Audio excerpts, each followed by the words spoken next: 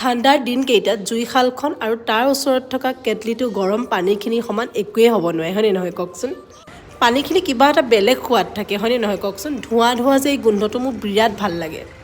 আজি ভণ্টি লাষ্ট পৰীক্ষা, কিমান যে প্লেনিং, পৰীক্ষা দি বোলে লগৰ এজনী ঘৰত থাকিব, ক'ৰবাত যাব, কি কৰিব, ডান্সৰ বোলে প্ৰেক্টিছ আছে, কিন্তু পৰীক্ষালৈ দিব যোৱা সময়তে কম্পাছটো বিচাৰি পোৱা নাই। এইটো কথাতে তাই হুলস্থুল কৰিব আৰু মায়ে আহি তাইক ধম ধম পিটন দিব। এইটো মানে আমাৰ ঘৰৰ ৰাতিপুৱাৰ ৰুটিনেই।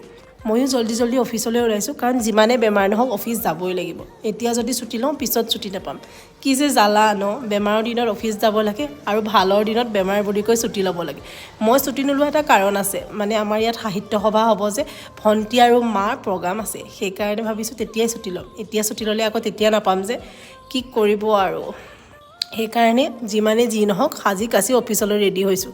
বাৰু ঠিক আছে দিয়ক, বাই বাই, আজিলৈ অফিচ যাওঁ মই। ঠিক আছে, বাই বাই।